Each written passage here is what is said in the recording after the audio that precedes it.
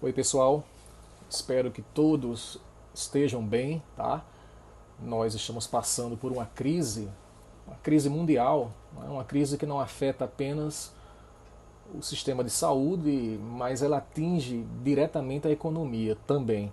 Então, essas medidas que estão sendo tomadas, elas são necessárias e o que todo mundo espera é que num curto, breve espaço de tempo nós possamos seguir a vida normalmente, né? E enquanto isso, a tecnologia nos permite que estejamos mais próximos, né? Se não é o ideal, porque nada, na minha opinião, substitui a sala de aula, o contato do professor com o aluno, as dúvidas que surgem, né? O diálogo que existe, mas nós temos também ferramentas, né? E dentre elas, o que a tecnologia nos permite é gravar vídeos e disponibilizar com o assunto do nosso conteúdo programático. Portanto, trata-se de assunto novo, assunto que seria dado, ministrado em sala de aula, tá certo? Essa aula de hoje, ela vai incluir o conteúdo tanto do P7, da turma de Direito Processual Penal 2, da manhã, que eu leciono, como também a turma do P9, Direito Procedimentos Penais, né, da manhã também. Porque o assunto se refere a um conteúdo em comum. Tá? Então as duas turmas terão aula com este vídeo, o vídeo de hoje, este que vocês estão assistindo. Ocorre que a segunda parte da aula, apenas o P9 é que vai interessar, né, aos alunos do P9. Portanto, eu vou avisar, tá? Porque na disciplina de procedimentos, como é uma disciplina prática, a gente sempre faz um conteúdo, né, um embasamento teórico e depois parte para a prática. Então, esse embasamento teórico desta matéria corresponde, portanto, a tanto processo penal 2 quanto procedimentos penais. Tá certo? Então, vamos iniciar. Veja bem, no Código de Processo Penal, essa matéria está localizada entre os artigos 394 a 405, onde nós vamos encontrar o estudo dos procedimentos penais, tá certo?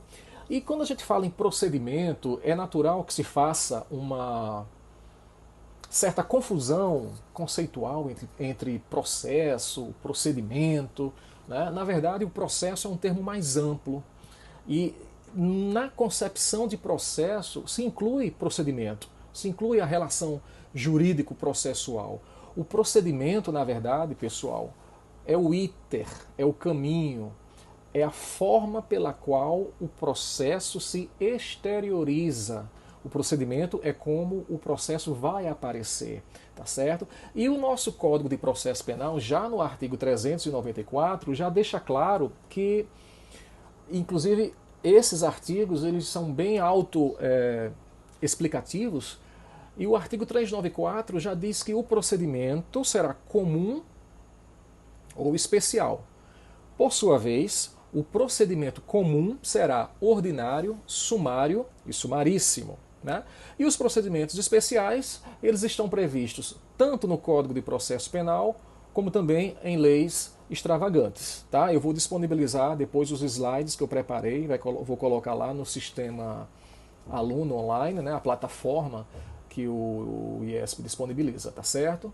Portanto, vamos começar pelo procedimento comum. Procedimento comum, portanto, será ordinário, sumário e sumaríssimo. E no parágrafo 1º desse artigo 394, o legislador ele classifica as espécies de procedimento ordinário, sumário e sumaríssimo, que se referem ao procedimento comum, levando em consideração a pena máxima abstrata, a pena máxima cominada pela lei. Então, o procedimento será ordinário quando tiver por objeto crime cuja sanção máxima seja igual ou superior a 4 anos de pena privativa de liberdade. O sumário ele se desenvolverá quando o crime tiver uma pena que seja uma pena máxima, né? Uma pena que seja inferior a 4 anos, mas que seja superior a 2. Por quê?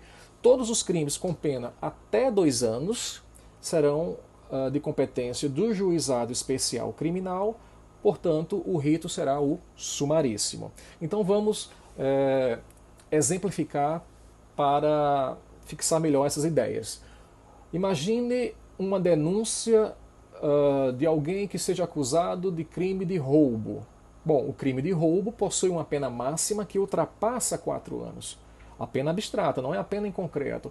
Então, como a pena máxima ultrapassa 4 anos, o rito será o ordinário.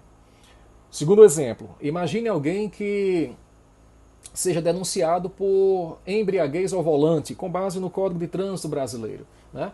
A pena máxima para esse crime, combinada em lei, é de 3 anos. Portanto, 3 anos, abaixo de 4, acima de 2, o rito será o sumário. E, terceiro exemplo, imagine alguém que seja denunciado por desacato, por crimes contra a honra, no caso de queixa. Então, como são crimes com pena abaixo de 2 anos, o rito será o do juizado especial, que é o rito sumaríssimo. Então, nós temos o procedimento comum, ordinário, sumário e sumaríssimo. Mas temos também o procedimento especial. Na verdade, são vários procedimentos especiais. Esses procedimentos especiais, eles são assim denominados porque possuem particularidades que apenas ele vai possuir e que não vai se repetir em outros procedimentos. Daí a sua especialidade. Exemplo de procedimento especial no Código de Processo Penal, Tribunal do Júri. Tá? Então, o Tribunal do Júri é dividido em 2 fases. Na segunda fase tem a presença dos jurados, que são pessoas do povo. Isso é um rito especial que está onde? No Código de Processo Penal. Nós temos também um rito especial que está, por exemplo, na Lei de Drogas, abuso de autoridade, Lei Maria da Penha. Tá? Então, são ritos especiais. Esse artigo 394, ele tem alguns parágrafos que, em síntese, dizem que se aplicará o procedimento, as regras do procedimento ordinário a todos os outros procedimentos, desde que não sejam incompatíveis as suas normas. Então, o procedimento comum ordinário vai ser o padrão, vai ser a base, tá certo?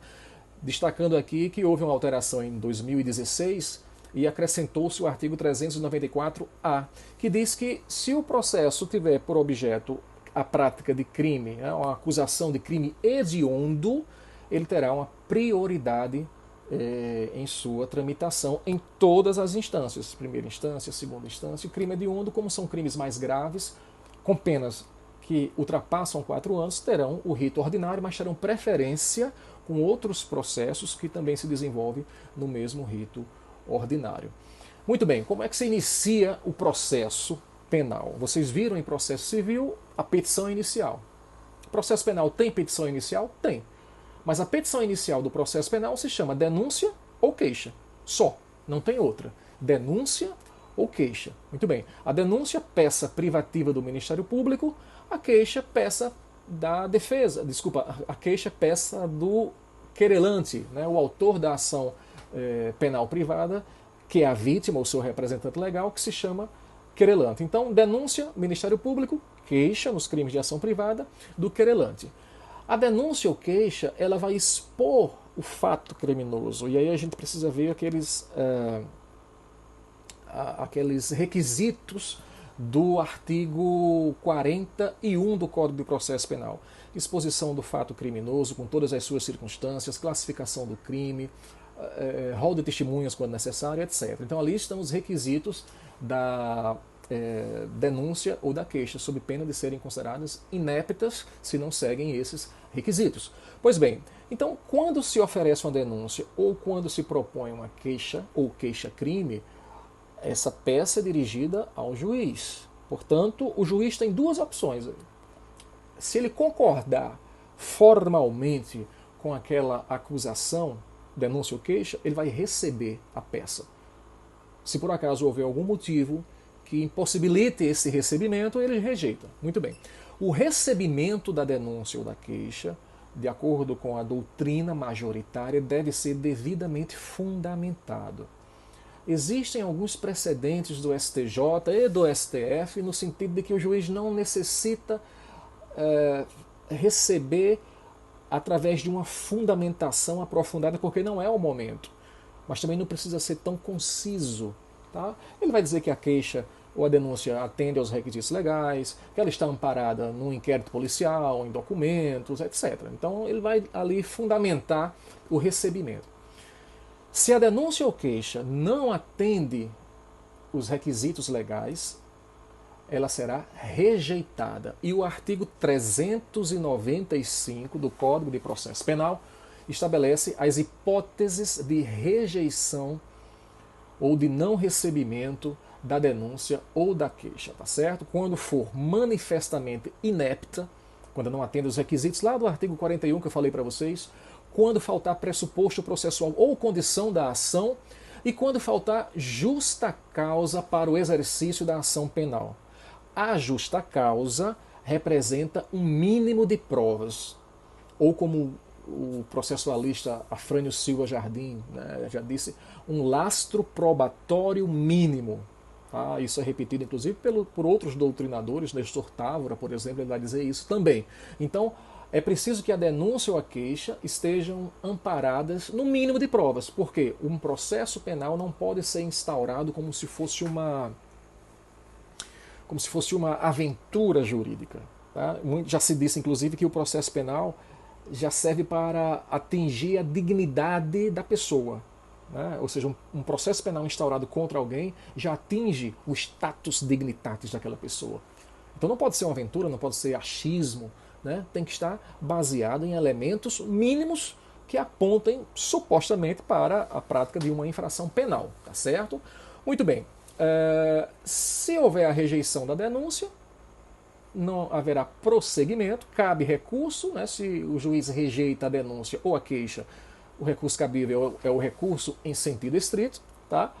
Do recebimento da denúncia ou queixa não cabe recurso, mas caberá habeas corpus pelo réu, pela defesa, se ficar demonstrado que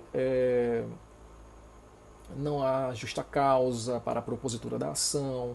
Né? Excepcionalmente, os tribunais têm admitido habeas corpus para trancar a ação penal, mas em casos muito excepcionais, em casos que precisa estar ali realmente demonstrado que não há um mínimo de justa causa, tá certo? Muito bem, oferecida a resposta, proposta a denúncia ou queixa, proposta de ação penal, o juiz recebendo, ele manda citar o réu. A citação é um chamamento para a apresentação da defesa. Né? O Estado vai dizer assim, o Estado juiz, olha, existe uma ação penal aí instaurada e o senhor se defenda, a senhora se defenda. Tá?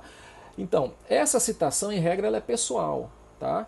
E se não se souber o endereço, se o réu se encontra em local incerto e não sabido, então ele será citado por edital.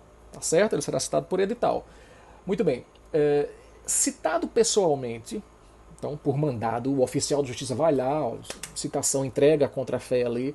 Citado pessoalmente e não apresentada a defesa, o juiz nomeia um defensor público e esse processo prossegue. Citado por edital, como é uma ficção, e não apresentada a defesa, o juiz suspende o processo, suspende o curso da prescrição, tá? Aí dê uma olhadinha no artigo 366 do Código de Processo Penal. Pois bem, e essa resposta? Bom, a contestação no processo penal se chama resposta à acusação, resposta escrita, resposta preliminar. Tá? O que é que ela deve conter? Se você observar o artigo 396 e 396A, na resposta o acusado deve arguir tudo que interessa à defesa, preliminares, justificações, especificar prova, arrolar testemunhas. O prazo para a resposta, o prazo para a defesa do réu no processo penal será de 10 dias. E 10 dias corridos, tá? Não são 10 dias úteis, não. O Código de Processo Penal tem regra própria. Pois bem, então, apresentada essa resposta, abre-se ao juiz a fase de absolvição sumária. Artigo 397. A possibilidade de absolvição sumária. É como se fosse um julgamento antecipado, né, da lide, tá certo? E diz, o juiz vai absolver sumariamente quando estiver no processo, né, quando ele verificar a existência manifesta de causa excludente da ilicitude, excludente de culpabilidade, quando o fato não constitui crime e quando estiver extinta a punibilidade. Exemplo, na defesa Na resposta, o réu alega que houve a prescrição, extinção da punibilidade. Então o juiz absolve sumariamente, acabou-se. Essas hipóteses de absolvição sumária, elas devem estar devidamente demonstradas, porque se houver dúvida, prossegue. A dúvida aí o juiz vai adiante, tá certo? Muito bem. Não sendo o caso de absolvição sumária, o que é que o juiz vai fazer? Vai designar a audiência de instrução e julgamento.